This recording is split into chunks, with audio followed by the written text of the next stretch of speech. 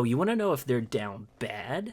Are they taking your four boys to the park to fly a kite, giving them the gift of infinite imagination that'll shape their life forever? What's up? I'm Seth. I'm here to talk about Finding Neverland on my quest to review all 300 plus movie stubs that I've been saving over the years. There's the ticket stub for Finding Neverland.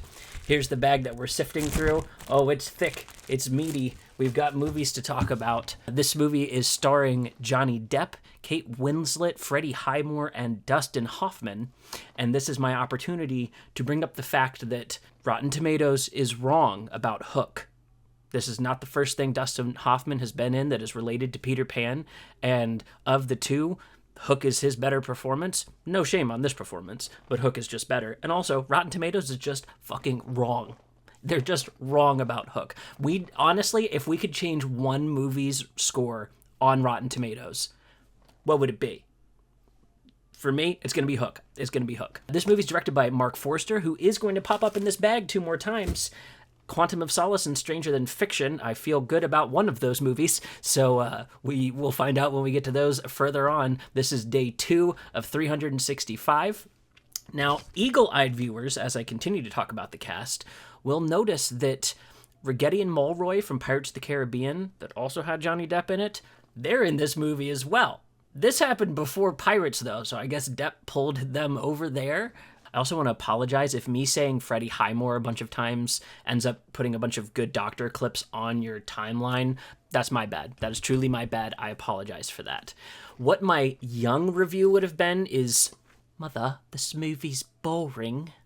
Was not for me. We saw it as a double feature along with the movie that I just reviewed the other night, Lemony Snicket's Series of Unfortunate Events. So that was my movie. I would not have been a fan of this movie as a kid. Now, if you ask me now, I'm still not the biggest fan of Oscar bait. I know. I'm adding it to my diet. You know, it's the veggies for me as far as film going goes. You know, there are such fantastic performances to be had in Oscar bait movies. Like I see their function within the cinema atmosphere. Movies like currently The Brutalist is kind of the big topic of conversation because of the actor involved. The actor involved in Finding Neverland also has some shit behind him.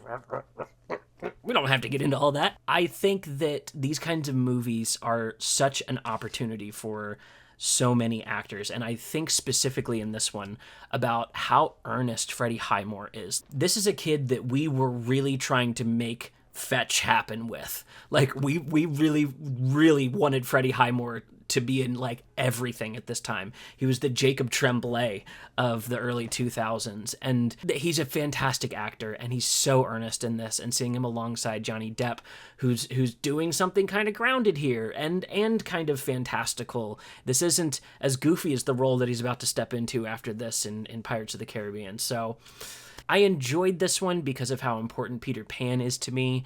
I think my issues happen to be around not only the character's treatment of women, which is, I guess, historically probably close to accurate. There has to be better ways to address that within our filmmaking, to let these be larger characters and not just, I think about his poor wife that Radha Mitchell plays, and she's drugged through this whole thing, and she gets a fantastic monologue at the end. It's so sad to me that this is so par for the course for female characters at the time. You know, we've grown since then. I love that as a society, we've moved on from that a little bit.